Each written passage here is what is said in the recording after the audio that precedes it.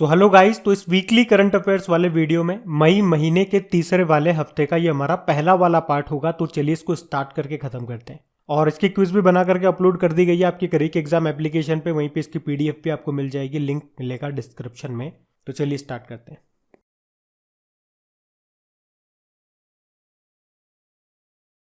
तो इस प्रश्न में आपको बताना है अंतरराष्ट्रीय पादप स्वास्थ्य दिवस कब मनाया गया। तो आंसर होगा 12 मई को। इंग्लिश में बोलेंगे तो international day of plant health. तो संयुक्त राष्ट्र पौधों के स्वास्थ्य की रक्षा के लिए वैश्विक जागरूकता बढ़ाने के लिए हर साल 12 मई को अंतरराष्ट्रीय पादप स्वास्थ्य दिवस के रूप में मनाता है। संयुक्त राष्ट्र के अनुसार पौधों के स्वास्थ्य की रक्षा से भूख को समाप्त करने, गरीबी को कम करने, जैव विविधता और पर्यावरण की रक्षा करने और आर्थिक विकास को बढ़ावा देने में मदद मिल सकती है। आपको बता दूं, हर साल कीटों और बीमारियों के कारण 40% तक खाद्य फसलें नष्ट हो जाती है। अच्छा, स्वास्थ्य से दो डे आपको याद आएंगे, विश्व स्वास्थ्य दिवस और विश्व मुख स्वास्थ्य दिवस, यानी कि वर्ल्ड हेल्थ डे जो 7 अप्रैल को होता है और वर्ल्ड ओरल हेल्थ डे ये 20 मार्च को होता है। ध्यान रखना। बढ़ते आगे। अच्छा बताइए, विश्व प्रवासी पक्षी दिवस, इसकी थीम पूछ रहे हैं आपसे 2022 की। तो थीम है लाइट पॉल्यूशन। और वैसे ये दिन कब मनाते हैं? देखो, साल में 2 बार मनाते, कोई फिक्स नहीं होता। मई और अक्टूबर के दूसरे शनिवार को मनाते, इतना याद रखो। और अगर पूछ ले पर्टिकुलर दिन ही बताओ तो 2022 में एक तो 14 मई को और एक 8 अक्टूबर को मना रहे हैं। तो एक प्रश्न तो ये हो गया। दूसरा प्रश्न, इसकी थीम क्या है? थीम है प्रकाश प्रदूषण, लाइट पॉल्यूशन। मतलब हम जो आर्टिफिशियल लाइट यूज करते हैं, ट्यूबलाइट, बल्ब वगैरह, ये इनके लिए हानिकारक होती है, क्योंकि रात में ये जो लाइट्स होती है ये पक्षियों को भटकाव पैदा करती है, जिससे वो या तो इमारतों से टकरा जाते हैं या लंबी दूरी तय करने वाले जो पक्षी होते हैं उनकी जो क्षमता होती है इससे इफेक्ट करती है। तो इसीलिए कहा है प्रकाश प्रदूषण इसकी थीम है इस बार की। अच्छा, पक्षियों से एक और दिन हमने पढ़ा था, वर्ल्ड स्पैरो डे, विश्व गौरैया दिवस। ये 20 मार्च को मनाया जाता है। इसकी थीम क्या है? Love sparrow. चलिए बताइए, अभी अंतरराष्ट्रीय प्रकाश दिवस कब मनाया गया? International light day. तो 16 मई को। और क्यों मनाते हैं 16 मई को? क्योंकि 16 मई 1960 में वैज्ञानिक और इंजीनियर थे जिनका नाम है थियोडोर मैनन। उन्होंने लेजर का पहला सफल ऑपरेशन किया था, परीक्षण किया था। तो उसी की याद में 16 मई को हम ये इंटरनेशनल लाइट डे मनाते हैं। अच्छा, आप लोग बताइए 16 मई को किस राज्य ने अपना स्थापना दिवस मनाया? और 16 मई को एक और दिन मनाया जाता है, वो बीमारी वाला दिन है, हिंट मैंने आपको दे दिया। तो बताइए वो क्या है? वैसे तो आगे हम पढ़ेंगे सही, लेकिन अभी खुद बताने की कोशिश कीजिए। बढ़ते आगे। अच्छा बताइए, अंतरराष्ट्रीय परिवार दिवस, इंटरनेशनल फैमिली डे, ये कब मनाते हैं? 15 मई को। तो ये जो दिन है परिवारों से संबंधित मुद्दों के बारे में जागरूकता फैलाने के लिए मनाया जाता है। थीम क्या है? परिवार और शहरीकरण, फैमिलीज एंड अर्बनाइजेशन। और फैमिली से संबंधित एक और दिन मनाते हैं हम, international day of family remittance, अंतरराष्ट्रीय परिवार प्रेषण दिवस। वो 16 जून को मनाते हैं, वो भी याद रखिएगा। पढ़ते आगे। तो बताइए, अभी हाल ही में विश्व दूरसंचार और सूचना समाज दिवस, ये कब मनाया गया? तो आंसर होगा 17 मई को। हर साल 17 मई को मनाते हैं इसे, world telecommunication and information society day. और 17 मई को ही क्यों मनाते हैं? क्योंकि 17 मई 1865 को अंतरराष्ट्रीय दूरसंचार संघ की स्थापना होती है। थीम क्या है? Digital technologies for older person and healthy ageing. चलिए बताइए, राष्ट्रीय डेंगू दिवस कब मनाया गया? तो आंसर होगा 16 मई को। हर साल 16 मई को ही नेशनल डेंगू डे के रूप में मनाया जाता है। मनाने का मकसद लोगों को डेंगू के बारे में जागरूक करना है।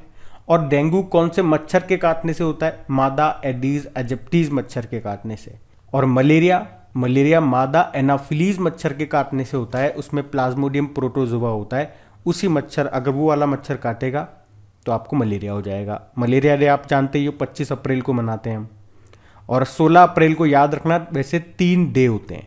एक तो ये राष्ट्रीय डेंगू दिवस होता है, नेशनल डेंगू डे, एक इंटरनेशनल लाइट डे होता है, और सिक्किम का स्थापना दिवस ये भी 16 मई को होता है, याद रखना। बढ़ते आगे। अच्छा बताइए, अभी विश्व उच्च रक्तचाप दिवस, वर्ल्ड हाइपरटेंशन डे, कब मनाया गया? तो आंसर होगा 17 मई को। तो हर साल 17 मई को विश्व उच्च रक्तचाप दिवस के रूप में मनाया जाता है। उद्देश्य क्या है? जो उच्च रक्तचाप है यानी कि हाई ब्लड प्रेशर है, उसके बारे में जागरूकता बढ़ाना और उसके रोकथाम, उसका पता लगाने और नियंत्रण करने के लिए इसे मनाया जाता है। और उच्च रक्तचाप को साइलेंट किलर के नाम से भी जाना जाता है। देखो, हमारी नसों में ब्लड है, और ये ब्लड हमारे नसों की दीवारों पे फोर्स लगाता है, और जब ये फोर्स काफ़ी ज़्यादा बढ़ जाता है तो उसे क्या कहते हैं, हाई ब्लड प्रेशर। और इसकी थीम क्या है, अपने रक्तचाप को सटीक रूप से मापें, इसे नियंत्रित करें और लंबे समय तक जीवित रहें। बढ़ते हैं आगे। बताइए अभी किसने इटालियन कप 2022 को जीत लिया? तो आंसर होगा इंटर मिलान ने। तो अभी इंटर मिलान ने फाइनल में जुवेंटस को हरा करके इटालियन कप 2022 जीत लिया है। इटालियन कप, इसका संबंध फुटबॉल से है और ये इसका 8वां इतालवी कप है।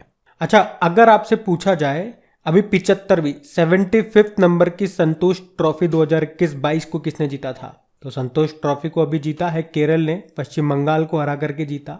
और अभी 35वां स्पेनिश लीग खिताब जीता है किसने? रियल मैड्रिड फुटबॉल क्लब ने। उसके अलावा याद रखना 2024 में पहले FIH hockey 5S world cup होंगे कहां पे? ओमान की कैपिटल मस्कट में। बाकी आप जानते हो 2023 में जो मेंस हॉकी वर्ल्ड कप होगा ये उड़ीसा में होगा, और 2023 में महिला FIH hockey junior world cup जो कि इसका 10वां एडिशन है वो कहाँ पे होगा? चिली के सेंटियागो में होगा। और 2022 के एंड में होंगे फीफा वर्ल्ड कप, कहाँ पे? कतर दोहा में, जिसका ऑफिशियल स्पॉन्सर बना है बाईजूस। इसका शुभंकर यानी कि मैस्कट है लाइब, जिसका मतलब होता है अति कुशल खिलाड़ी। और आपको याद होगा adidas ने इसके लिए एक फुटबॉल भी लॉन्च की है जिसका नाम रखा है अल रिहला, जिसका मतलब होता है एक यात्रा। और इस गेंद को पूरी तरह से पानी आधारित शाही और गोंद से बनाया गया, जो कि अपने आप में पहली बार है। बाकी फीफा का हेडक्वार्टर ज्यूरिख स्विट्जरलैंड में है और इसके अध्यक्ष हैं गियानी इन्फेनिटो। ध्यान रखना ये। बढ़ते आगे। चलिए बताइए 2027 के साउथ ईस्ट एशियन गेम्स की मेजबानी कौन सा देश करेगा? तो आंसर होगा मलेशिया। तो याद रखना मलेशिया जो है 2027 के साउथ ईस्ट एशियन गेम्स की मेजबानी करेगा। और 2029 यानी कि 2029 में जो ये गेम्स होंगे उसकी मेजबानी करेगा सिंगापुर। और आप जानते होंगे अभी 2021 में जो होने वाले थे लेकिन वो कोविड-19 के कारण नहीं हो पाए, जो कि अभी मई 2022 में हुए। कहाँ पे? वियतनाम की कैपिटल हनोई में। वो 31वें नंबर के थे। अब 2023 में जो साउथ ईस्ट एशियन गेम्स होंगे वो कहाँ पे होंगे? वो कंबोडिया में होंगे। फिर 2025 के वो थाईलैंड की कैपिटल बैंकॉक में होंगे। मतलब हर 2-2 साल में होते हैं। फिर से सुनो, 2021 में जो होने वाले थे वो तो अभी मई 2022 में हुए। कहाँ पे? वियतनाम की कैपिटल हनोई में। फिर अगले 2 साल बाद यानी कि 2023 में, भाई 2021 में होने वाले थे ना, फिर 2023 में होंगे। 2023 में कहाँ पे होंगे? कंबोडिया में। फिर 2025 वाले थाईलैंड की कैपिटल बैंकॉक में। और फिर हमने देखा 2027 वाले होंगे मलेशिया में और 2029 वाले होंगे सिंगापुर में। तो इस प्रश्न से इतना आपको याद रखना है। बढ़ते आगे। अच्छा बताइए किस महिला पर्वतारोही ने 10वीं बार माउंट एवरेस्ट को फतेह किया? तो आंसर होगा लेखपा शेरवा ने। तो 48 वर्षीय नेपाली महिला है ये लेखपा शेरवा। इन्होंने अभी मई 2022 को 10वीं बार माउंट एवरेस्ट को फतेह किया है। उन्होंने एक महिला पर्वतारोही के द्वारा दुनिया के सबसे ऊंचे पर्वत की चोटी पर चढ़ने का अपना ही रिकॉर्ड तोड़ दिया है। टोटल 10 बार चढ़ चुकी हैं ये अभी तक। अच्छा, अभी हम लोगों ने पढ़ा भी था कि माउंट एवरेस्ट को 26वीं बार चढ़ने का मेंस का रिकॉर्ड किसने बनाया है? नेपाली शेरपा है, कामिरिता शेरपा उनका नाम है। अच्छा, अगर आपसे पूछा जाए अफ्रीका की सबसे ऊंची चोटी ये माउंट किलिमंजारो है, किस देश में मिलेगी? तंजानिया में। और उत्तरी अमेरिका की सबसे ऊंची चोटी को कहते हैं माउंट डेनाली या माउंट मैकिनली भी कहते हैं, ये अलास्का में मिलेगी। दक्षिण अमेरिका में बात करें तो जो एंडीज पर्वतमाला है उसी में है माउंट एकांगुआ नाम का पर्वत, जो कि दक्षिण अमेरिका का सबसे ऊंची पर्वत चोटी है। किस देश में है? अर्जेंटीना में। अंटार्कटिका की है माउंट विंसन मैसिफ। ऑस्ट्रेलिया की है माउंट कोजियस्को। एशिया की माउंट एवरेस्ट और यूरोप का है माउंट एल्ब्रुस। तो ये 7 महाद्वीप की 7 सबसे ऊंची चोटियां हैं, इनके नाम याद रखना। बढ़ते आगे। अच्छा बताइए किसने थॉमस कप 2022 को जीत लिया? तो आंसर होगा भारत ने। अच्छा, पहला प्रश्न तो यही बन जाएगा, थॉमस कप का संबंध किस खेल से है? बैडमिंटन से। और भारत ने पहली बार इसको जीता है, तो मोस्ट इंपॉर्टेंट प्रश्न हो गया, छपेगा ये प्रश्न तो कोई नहीं रोक सकता। अच्छा, भारत ने किसको हराया? प्रश्न तो ये भी पूछा जा सकता है, एग्जामिनर थोड़ा सा घुमा के पूछना चाहे तो, क्योंकि किसने जीता ये तो बच्चा बच्चा जानता है। किसको हराया? तो 14 बार की चैंपियन और सबसे ज्यादा बार अभी तक इसी ने जीता है ये कप, उसका नाम है इंडोनेशिया। और उसी को हमने हरा दिया। कहां पे हुआ था? थाईलैंड के बैंकॉक में। ये इसका 32वां संस्करण था। और हमारे कुछ बैडमिंटन प्लेयर के नाम याद रखना आप, जैसे कि लक्ष्य सेन, किदाम्बी श्रीकांत, चिराग शेट्टी और सात्विक साईराज। इनके नाम अभी न्यूज में थे, तो इनसे भी प्रश्न बन सकते हैं, नाम देके पूछ ले कि किस खेल से इनका संबंध है, क्योंकि लक्ष्य सेन और किदाम्बी श्रीकांत ने तो मेंस सिंगल के टाइटल इसमें जीते हैं और चिराग शेट्टी और सात्विक साईराज ने मेंस डबल का टाइटल जीता। और जब इन्होंने जीता उसके बाद हमने थॉमस कप जीता। और याद रखना, थॉमस कप ये पुरुषों का बैडमिंटन टूर्नामेंट है। आगे हम पढ़ेंगे उबेर कप, वो महिलाओं का टूर्नामेंट है। चलो आगे पढ़ेंगे जब पढ़ेंगे। आपने तो पढ़ लिया होगा डेली करंट अफेयर्स में, तो आप लोग बताइए उबेर कप जो अभी हुआ था 2022 का, वो किसने जीता, किसको हरा के जीता। बढ़ते आगे। अच्छा बताओ, किसने उबेर कप 2022 का खिताब जीत लिया। अभी मैंने आपसे पूछा भी था प्रश्न, तो आपने बताया होगा साउथ कोरिया, तो आपका उत्तर सही है। तो उबेर कप का संबंध भी बैडमिंटन से है और महिलाओं का बैडमिंटन टूर्नामेंट है ये। अभी 2022 का जो टाइटल है ये साउथ कोरिया ने जीत लिया, चाइना को हरा करके। साउथ कोरिया ने दूसरी बार ये खिताब जीता है। ये इसका 29वां नंबर का एडिशन है। कहाँ पे हुआ, वहीं थाईलैंड के बैंकॉक में। तो याद रखना। बढ़ते आगे। तो इस प्रश्न में आपको बताना है कि अभी किसने इटालियन ओपन 2022 में पुरुष एकल का खिताब जीता। तो आंसर होगा नोवाक जोकोविच। और ये किस देश के टेनिस प्लेयर हैं, तो सर्बिया के हैं। और अभी इन्होंने ही जीत लिया है इटालियन ओपन 2022 के मेन सिंगल टाइटल को। और उन्होंने 6वीं बार ये खिताब जीता है। और इस बार इन्होंने किसको हराया, स्टेफानोस सित्सिपास को। जबकि इसमें वुमेन सिंगल का टाइटल जीता है पोलैंड की टेनिस प्लेयर इगा स्विटेक ने। किसको हराया उन्होंने, ओन्स जेबुर को हराया। अच्छा, ओन्स जेबुर ये ट्यूनीशिया की टेनिस प्लेयर है। आपको इनके नाम से जरूर कुछ याद आएगा। अभी मैड्रिड ओपन में वुमेन सिंगल का टाइटल इन्होंने ही जीता था। और इटालियन से आपको कुछ याद आएगा, एक फुटबॉल टूर्नामेंट है इटालियन कप 2022, जिसको जीत लिया है इंटर मिलान ने जुवेंटस को हरा करके। तो वो भी आप याद रखना। और वर्ल्ड टेनिस डे कब मनाते हैं ये आप लोग मुझे कमेंट बॉक्स में टाइप करके बताइए। बढ़ते आगे।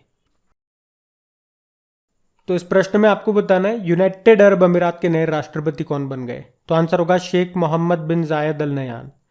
अभी आप लोगों ने पढ़ा होगा यूनाइटेड अरब अमीरात के जो प्रेसिडेंट थे शेख खलीफा बिन जायद अल नयान, उनका तो हो गया निधन। तो अब उनके निधन के बाद अबू धाबी के जो क्राउन प्रिंस हैं शेख मोहम्मद बिन जायद अल नयान, उनको यूनाइटेड अरब अमीरात का नया राष्ट्रपति चुना गया है। इस तरह से वो देश के तीसरे राष्ट्रपति बन गए हैं। यूनाइटेड अरब अमीरात की कैपिटल क्या होती है, अबू धाबी होती है। दिरहम यहाँ की करेंसी है। प्रेसिडेंट हो गए शेख मोहम्मद बिन जायद अल नयान। पुराना वाला नाम अगर आपको याद होगा ना, शेख खलीफा बिन जायद अल नयान, तो खलीफा की जगह मोहम्मद लगा देना, नया बन जाएगा नाम शेख मोहम्मद बिन जायद अल नयान। बढ़ते आगे। चलो बताओ त्रिपुरा के नए मुख्यमंत्री कौन बन गए। तो अभी तक त्रिपुरा के मुख्यमंत्री थे बिप्लब कुमार देव। अभी मई 2022 में उन्होंने इस्तीफा दे दिया। तो अब त्रिपुरा के जो नए मुख्यमंत्री बने हैं उनका नाम है मणिक शाह। 11वें नंबर के मुख्यमंत्री बने ये त्रिपुरा के। वैसे ये त्रिपुरा बीजेपी के अध्यक्ष भी हैं, त्रिपुरा से ही राज्यसभा के सांसद भी हैं और त्रिपुरा क्रिकेट एसोसिएशन के अध्यक्ष भी हैं ये। वैसे त्रिपुरा की कैपिटल अगरतला होती है और गवर्नर कौन है यहाँ के, सत्यदेव नारायण आर्य। अच्छा मुझे तो ये बताओ, अभी हमारे नए चीफ इलेक्शन कमिश्नर मुख्य चुनाव आयुक्त कौन बन गए, राजीव कुमार बन गए 25वें नंबर के। प्रधानमंत्री नरेंद्र मोदी के अभी सलाहकार कौन बने, तरुण कपूर। और नीति आयोग के उपाध्यक्ष डॉक्टर सुमन के बेरी बने हैं। ये नाम भी इंपॉर्टेंट है, याद रखना। बढ़ते आगे।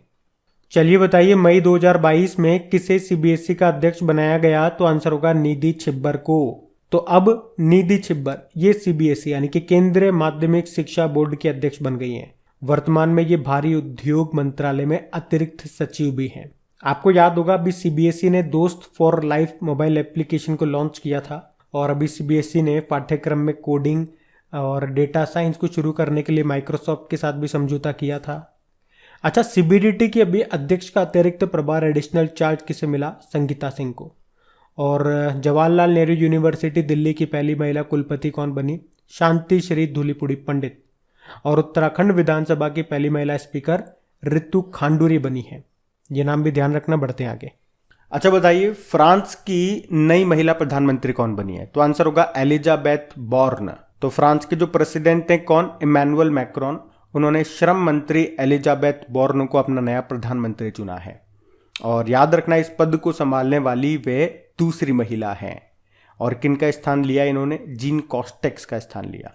अच्छा, फ्रांस की कैपिटल क्या है? पेरिस है। और पेरिस में आप जानते हो अगले जो समर ओलंपिक हैं कौन से नंबर के? 33 नंबर के, ये 2024 में होंगे। और अगर आपसे पूछे कि जो पेरिस समझौता है ये सीओपी की कौन सी मीटिंग में हुआ था? सीओपी मतलब कॉन्फ्रेंस ऑफ पार्टीज, तो कोप 21 में हुआ था। और ये जो पेरिस समझौता है ये किससे संबंधित है? जलवायु परिवर्तन, ग्लोबल वार्मिंग को कंट्रोल करने से संबंधित है। वैसे कोप 27 अभी 2022 में होगा। कहां पे? मिस्र में। कोप 28 आपका यूनाइटेड अरब अमीरात में होगा। और कोप 26 आपका 2021 में हुआ था ग्लासगो, स्कॉटलैंड में। अभी आपको बताया फ्रांस में कांस फिल्म फेस्टिवल भी हुआ, जिसमें ऑनर कंट्री बनने वाला पहला देश बना है भारत। और अभी जूरी के रूप में किसे शामिल किया था, या किस भारतीय एक्ट्रेस को शामिल किया था? दीपिका पादुकोण को। अगर मैं आपसे पूछूं बारबाडोस की अभी पहली प्रेसिडेंट कौन बनी है? डेम सेंड्रा मैसन। और बारबाडोस के अभी फिर से प्रधानमंत्री बने थे मिया मोटली। हंगरी की पहली महिला प्रेसिडेंट बनी है कैटलिन नोवाक। और स्वीडन की पहली महिला प्रधानमंत्री मैग्डलेना एंडरसन बनी है। चलो एक प्रश्न का उत्तर आप लोग दो। जर्मनी के अभी नए चांसलर कौन बन गए एंजेला मर्केल की जगह? बताओ, हम बढ़ते आगे। अब आपको बताना है बॉम्बे स्टॉक एक्सचेंज ने किसे अपना अध्यक्ष बनाया? एसएस मुंदड़ा को। इससे पहले आप जानते होंगे आरबीआई के पूर्व डेप्यूटी गवर्नर रह चुके हैं एसएस मुंदड़ा, जो कि अभी बॉम्बे स्टॉक एक्सचेंज के अध्यक्ष बन चुके हैं। और कॉन्फेडरेशन ऑफ इंडियन इंडस्ट्री के अध्यक्ष अभी कौन बने 2022-23 के लिए? यानी कि भारतीय उद्योग परिसंघ के अध्यक्ष संजीव बजाज। ये बजाज फिनसर्व लिमिटेड के सीएमडी है। और भारत के चीफ इलेक्शन कमिश्नर कौन बने अभी 25वें नंबर के? तो राजीव कुमार बने। और नीति आयोग के नए उपाध्यक्ष कौन बने? डॉक्टर सुमन के बेरी बने। सारे नाम इंपॉर्टेंट हैं, ध्यान रखना। बढ़ते आगे। अच्छा बताइए, अभी सोमालिया के नए राष्ट्रपति किसे चुना गया? तो आंसर होगा हसन शेख मोहम्मद को। तो हसन शेख मोहम्मद ये वैसे 2012 से लेकर 2017 के बीच में भी यहाँ के राष्ट्रपति रह चुके हैं। और अभी एक बार फिर से इनको राष्ट्रपति के रूप में चुन लिया गया, यानी कि ये राष्ट्रपति के रूप में यहाँ पे इनका दूसरा कार्यकाल है। नाम क्या है? हसन शेख मोहम्मद। अच्छा बताओ, अभी श्रीलंका के नए प्रधानमंत्री कौन बने? रानिल विक्रमसिंघे। फिलीपींस के राष्ट्रपति बने फर्डिनेंड मार्कोस जूनियर। और स्लोवेनिया के प्रधानमंत्री बने रॉबर्ट गोलोब। अच्छा, अगर एग्जाम में मान लो प्रश्न आ जाता रॉबर्ट अबेला ये किस देश के प्रधानमंत्री बने, तो बताओ फिर। बाकी यहाँ पे बात तो सोमालिया की है, तो ये रहा मैप में सोमालिया। कैपिटल मोगादिशु है, करेंसी होती है सोमाली शिलिंग। और प्रधानमंत्री कौन है? मोहम्मद हुसैन रोबल है, लेकिन प्रेसिडेंट बन गए हसन शेख मोहम्मद। ध्यान रखना। बढ़ते आगे। चलो बताओ, हाल ही में किस भारतीय मूल की महिला को पहली बार बैंक ऑफ इंग्लैंड के सदस्य के रूप में नियुक्त किया गया? तो आंसर होगा डॉक्टर स्वाति डिंगरा। तो ब्रिटेन की प्रमुख अकादमिक डॉक्टर स्वाति डिंगरा, इन्हें बैंक ऑफ इंग्लैंड की ब्याज दर निर्धारण समिति के बाहरी सदस्य के रूप में अभी नियुक्त किया गया है। और इस पद पर नियुक्त होने वाली ये भारतीय मूल की पहली महिला है, इसीलिए ये प्रश्न मैं आपको करा रहा हूं। वर्तमान में ये लंदन स्कूल ऑफ इकोनॉमिक्स में अर्थशास्त्र की एसोसिएट प्रोफेसर है। स्वाति डिंगरा नाम याद रखना आप तो। और पूछे कि भारतीय मूल की महिला को पहली बार अभी बैंक ऑफ इंग्लैंड के सदस्य के रूप में नियुक्त किया गया, उनका नाम है क्या? स्वाति डिंगरा। अच्छा, पाकिस्तान के सुप्रीम कोर्ट की जज बनने वाली अभी पहली महिला कौन बनी है? आयशा मलिक। और ओएनजीसी की पहली महिला सीएमडी अलका मित्तल बनी है। अलका से याद आ जाएगा आपको अलका उपाध्याय का नाम, जो कि national highways authority of India की अध्यक्ष बनी है। और अभी सेबी की पहली महिला अध्यक्ष बनी थी माधवी पुरीपुच। ये भी याद रखना नाम। बढ़ते आगे। अच्छा बताइए, अभी किस बैंक ने अपना ऑनलाइन प्लेटफॉर्म ट्रेड नेक्स्ट को लॉन्च किया? तो आंसर होगा यूनियन बैंक ऑफ इंडिया। तो अभी यूनियन बैंक ऑफ इंडिया ने एक ऑनलाइन प्लेटफॉर्म है ट्रेड नेक्स्ट, इसको लॉन्च किया है। तो ये कॉरपोरेट और एमएसएमईज को, यानी कि सूक्ष्म लघु और मध्यम उद्यमों को अपने स्थान से सभी सीमा पार निर्यात और आयात लेन देन करने में सक्षम बनाएगा। यानी कि अब कंपनियों को इसके लिए बैंक की ब्रांच जाने की जरूरत नहीं पड़ेगी, सब काम ऑनलाइन हो जाएगा। तो याद रखना सिंपल सा, किस बैंक ने अपना ऑनलाइन प्लेटफॉर्म ट्रेड नेक्स्ट को लॉन्च किया? तो यूनियन बैंक ऑफ इंडिया। आप लोग जानते हो 2 बैंकों को मर्ज किया गया था, विलय हुआ था यूनियन बैंक ऑफ इंडिया में। कौन कौन से हैं वो 2 बैंक? आंध्रा बैंक और कॉरपोरेशन बैंक। हेडक्वार्टर मुंबई में है, एमडी सीईओ राज किरण राय जी हैं और इसका टैगलाइन होता है ऑनर्स योर ट्रस्ट। आपको याद होगा यूनियन बैंक ऑफ इंडिया ये अकाउंट एग्रीगेटर इकोसिस्टम पर लाइव होने वाला पहला पब्लिक सेक्टर बैंक बना। और अभी यूनियन बैंक ऑफ इंडिया ने डिजिटल ट्रांसफॉर्मेशन प्रोजेक्ट संभव को भी लॉन्च किया। अभी बताओ किस बैंक ने सेलेंट मॉडल बैंक अवार्ड जीता? इंडसेंड बैंक। और एमएसएमईज के लिए open for all digital ecosystem को लॉन्च किया आईसीआईसीआई बैंक ने। अभी किस बैंक ने IBS intelligence global fintech innovation award 2021 जीता? तो आंसर होगा एक्सिस बैंक ने। सब ध्यान रखना पॉइंट्स, बढ़ते हैं आगे। अच्छा बताओ, अभी हाल ही में भारत सरकार ने एक वित्तीय वर्ष में कितने लाख रुपए या उससे अधिक जमा या निकासी या एक चालू खाता बनाने के लिए पैन या आधार संख्या को अनिवार्य कर दिया? तो आंसर होगा 20 लाख रुपए। तो अभी भारत सरकार ने एक वित्तीय वर्ष में 20 लाख रुपए या उससे अधिक के जमा या निकासी या एक चालू खाता यानी कि करंट अकाउंट बनाने के लिए एक स्थायी खाता संख्या यानी कि पैन या आधार संख्या को अनिवार्य कर दिया है। वर्तमान में तो क्या नियम है आप जानते ही हो, अगर एक दिन में आप 50,000 रुपये से ज़्यादा जमा करते हो तो पैन कार्ड होना ज़रूरी होता है। तो अब वो नियम तो रहेगा ही सही, साथ में ये 20 लाख रुपए वाला नियम भी आ गया है, ध्यान रखना ये। बढ़ते आगे। अच्छा बताइए, अभी मई 2022 में किसने डॉक्टरों के लिए पेशेवर क्षतिपूर्ति बीमा शुरू किया? तो आंसर होगा आईसीआईसीआई लोम्बार्ड। तो अभी आईसीआईसीआई लोम्बार्ड ने डॉक्टरों के लिए पेशेवर क्षतिपूर्ति बीमा यानी कि प्रोफेशनल इंडेमनिटी इंश्योरेंस को शुरू किया। तो जो डॉक्टर होते हैं उनसे भी अपने प्रोफेशनल जीवन में गलतियां हो जाती है, चूक हो जाती है या अनजाने में लापरवाही होने के कारण, और जब ऐसा होता है जो पेशेंट होते हैं, जो मरीज होते हैं, उसके परिवार वाले डॉक्टर को जिम्मेदार ठहराते हैं, उस पर केस कर देते हैं या उसकी पिटाई वगैरह कर देते हैं, आपने सुना भी होगा। तो ऐसे में ये जो पॉलिसी है ये डॉक्टर को कानूनी और वित्तीय दोनों तरह की सहायता प्रदान करेगी। तो याद रखना, अभी किसने डॉक्टरों के लिए पेशेवर क्षतिपूर्ति बीमा शुरू की है? तो आईसीआईसीआई लोम्बार्ड ने। अभी आपको याद होगा एचडीएफसी एर्गो जनरल इंश्योरेंस ने वॉल्ट प्रोग्राम को शुरू किया था, ग्राहकों को रिवॉर्ड पॉइंट मिलेंगे इसमें। और यूनाइटेड इंडिया इंश्योरेंस के सीएमडी कौन बने? एसएल त्रिपाठी। बढ़ते आगे। तो इस प्रश्न में आपको बताना है पॉप द्वारा संत घोषित किए जाने वाले पहले आम भारतीय कौन बन गए? तो आंसर होगा देव सहायम पिल्लई। तो जन्म से हिंदू और 1745 में ईसाई धर्म अपनाने वाले तमिलनाडु के देव सहायम पिल्लई को पोप फ्रांसिस ने वेटिकन में संत घोषित किया है, जो ये दर्जा पाने वाले पहले आम भारतीय हैं। तो लाजरस नाम अपनाने वाले पिल्लई को ईसाई धर्म स्वीकारने के बाद बढ़ती कठिनाइयों को सहन करने के लिए अभी संत का दर्जा दिया गया। नाम याद रखना। बाकी अगर पूछे, हज समिति के अध्यक्ष अभी बने थे एपी अब्दुल्ला कुट्टी, एसोचैम के अध्यक्ष बने सुमंत सिन्हा और पंजाब के मुख्यमंत्री बने भगवंत मान। नाम ध्यान रहेगा। बढ़ते आगे। अच्छा बताइए, दुनिया का सबसे लंबा सस्पेंशन पुल ये कहाँ पे खोला गया? तो आंसर होगा चेक गणराज्य, चेक रिपब्लिक में। तो चेक रिपब्लिक ने दुनिया का भी सबसे लंबा सस्पेंशन फुट ब्रिज पर्यटकों के लिए खोल दिया है। इसका नाम रखा है स्काई ब्रिज 721। 721 मतलब इसकी लंबाई है 721 मीटर।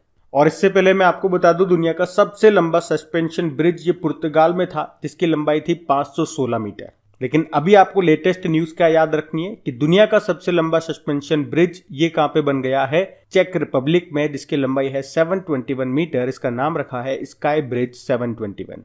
और पुल से आपको याद आएगा, चलिए ये प्रश्न आप ही के लिए होगा, अभी दुनिया का सबसे लंबा कांच का पुल ये कहां पर खोला गया है और इसकी लंबाई भी याद है तो बताइए। वैसे चेक रिपब्लिक की कैपिटल पराग है और करेंसी होती है चेक कोरोना, प्रधानमंत्री हैं पेट्र फियाला। याद रखना ये। बढ़ते आगे। अच्छा बताइए, ग्रीनको ग्रुप ये किस राज्य में दुनिया का सबसे बड़ा अक्षय ऊर्जा भंडारण संयंत्र स्थापित कर रहा है? तो आंसर होगा आंध्र प्रदेश।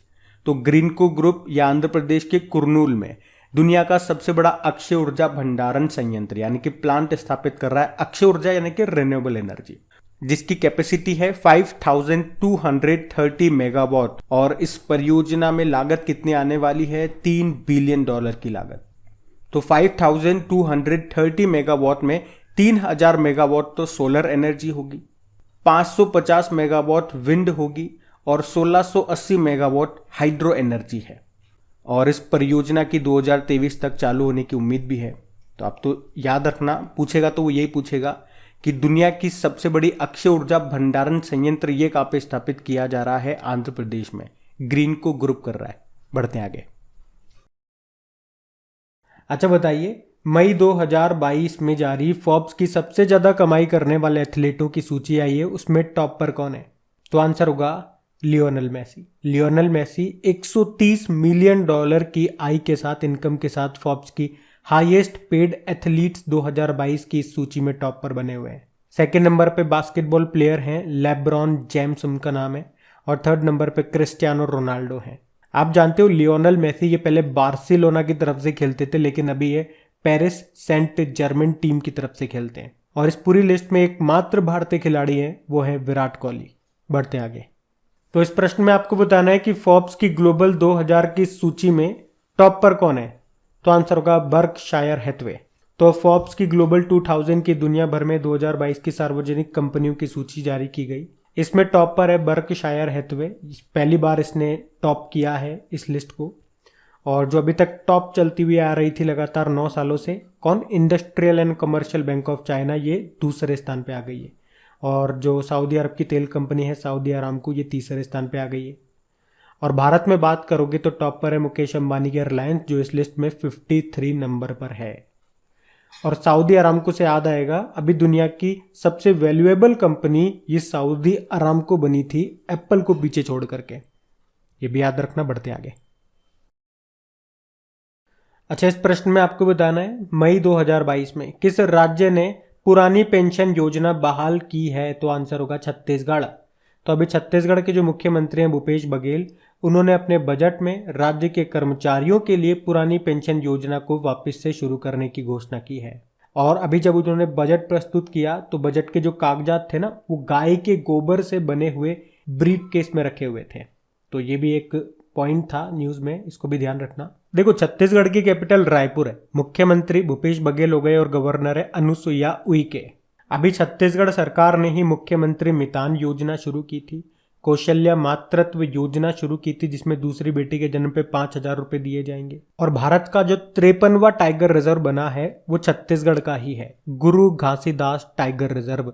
देश का तो 53वां 53 नंबर का है और छत्तीसगढ़ का चौथे नंबर का है। और लेमरू हाथी अभ्यारण्य, ये भी आपको मिलेगा छत्तीसगढ़ के कोरबा में। यहाँ पे पंडवानी नृत्य काफी फेमस है, जिसकी पहली महिला कलाकार कौन है? तीजन बाई है। हरेली त्योहार ये भी छत्तीसगढ़ में मनाया जाता है, लेकिन हरेला उत्सव उत्तराखंड में मनाया जाता है। ये अंतर याद रखना। बढ़ते आगे।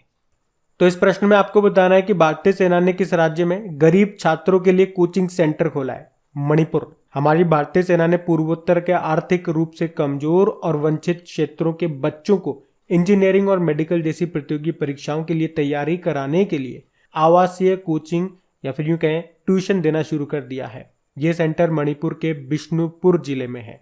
और अगर डेली आप लोगों ने हमारे करंट अफेयर्स का लेक्चर देखा होगा तो वहां पे मैंने आपको बताए थे इसी से संबंधित कुछ प्रश्न कि अभी किस राज्य सरकार ने, बताओ, पहले आपको मौका मिलेगा, किस राज्य सरकार ने या केंद्र शासित प्रदेश की सरकार ने जय भीम मुख्यमंत्री प्रतिभा विकास योजना को शुरू किया? इसमें एसटी एससी के छात्रों को मुफ्त में कोचिंग दी जाती है। दिल्ली आंसर होगा। बताओ किस राज्य की सरकार ने मुख्यमंत्री अनुप्रति योजना शुरू की? राज्य के गरीब अभ्यर्थी जो है उनको कंपटीशन एग्जाम की फ्री में कोचिंग दी जाती है। मुख्यमंत्री अनुप्रति योजना, बताओ कहाँ की है? राजस्थान की। और इसी तरह से उत्तर प्रदेश ने मुख्यमंत्री अभ्युदय योजना भी शुरू की थी मुफ्त में कोचिंग देने के लिए। और अब भारतीय सेना ने मणिपुर में गरीब छात्रों को कोचिंग देने के लिए कोचिंग सेंटर खोला है। ध्यान रखना ये सब। बढ़ते आगे। अच्छा बताइए, अभी किस देश के पूर्व क्रिकेटर रहे एंड्रयू साइमंड्स का निधन हो गया? तो आंसर होगा ऑस्ट्रेलिया। ऑस्ट्रेलिया के स्टार ऑलराउंडर थे ये एंड्रयू साइमंड, जिनका भी कार एक्सीडेंट में निधन हो गया। वे मात्र 46 ईयर के थे। आपको याद होगा अभी कुछ समय पहले ही ऑस्ट्रेलिया के एक और क्रिकेटर का निधन हो गया था, शेन वॉन उनका नाम था। अच्छा, 2 तरह के प्रश्न आप लोग याद रखना, शेन वॉन की जो ऑटोबायोग्राफी है उसका नाम और एंड्रयू साइमंड्स की ऑटोबायोग्राफी है उसका नाम। चलो पहले मैं आप ही से पूछूंगा, इनके नाम बताओ। और यहाँ पे मुझे आप एक और ऑस्ट्रेलियाई खिलाड़ी का नाम बताइए जिसका नाम अभी न्यूज में था। क्या किया था उसने? T20 क्रिकेट में सबसे ज्यादा अर्धशतक लगाने वाले वो विश्व के पहले बल्लेबाज बने थे। 89 अर्धशतक लगाए थे उन्होंने। नाम है डेविड वार्नर। तो शेन वॉर्न की ऑटोबायोग्राफी लिखो, नो स्पिन है, और एंड्रयू साइमंड की है रॉय गोइंग फॉर ब्रॉक। ध्यान रखना, बढ़ते आगे। अच्छा बताइए, अभी किसने Aster Guardian Global Nursing Award को जीता? तो आंसर होगा अन्ना कबाले दुबा ने। तो केन्याई नर्स हैं ये अन्ना कबाले दुबा, जिन्होंने अपने समुदाय में महिला जननांग विकृति जैसी पुरानी सांस्कृतिक प्रथाओं के खिलाफ शिक्षा का समर्थन करने और अभियान चलाने के लिए Aster Guardian Global Nursing Award को जीता है। इनका नाम याद रखना। अच्छा मुझे बताओ, कुछ और भी इंपॉर्टेंट अवार्ड पूछने वाला हूं मैं आपसे कि अभी विश्व खाद्य पुरस्कार 2022, वर्ल्ड फूड प्राइज 2022 को किसने जीता?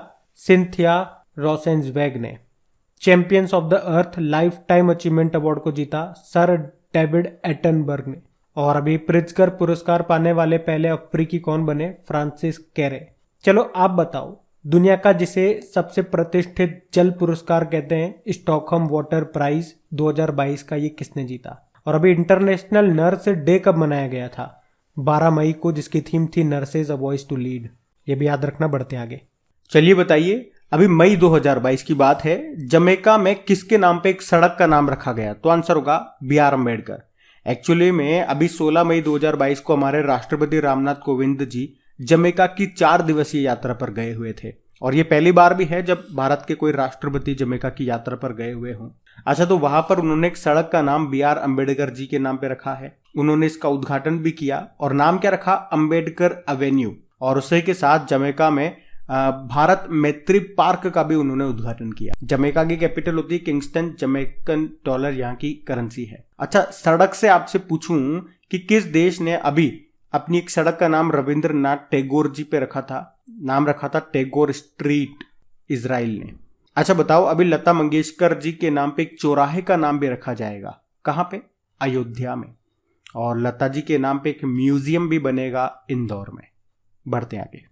तो गाइज ये लीजिए, ये पूरा आपका क्वेश्चन कंप्लीट हो चुके हैं, यानी कि 18 मई तक के सारे हमने इंपॉर्टेंट क्वेश्चन को कवर कर लिया। इनका क्विज बना करके अपलोड कर दिया गया आपकी करियर एग्जाम एप्लीकेशन पे, वहीं पे इनकी क्विज भी आपको मिल जाएगी।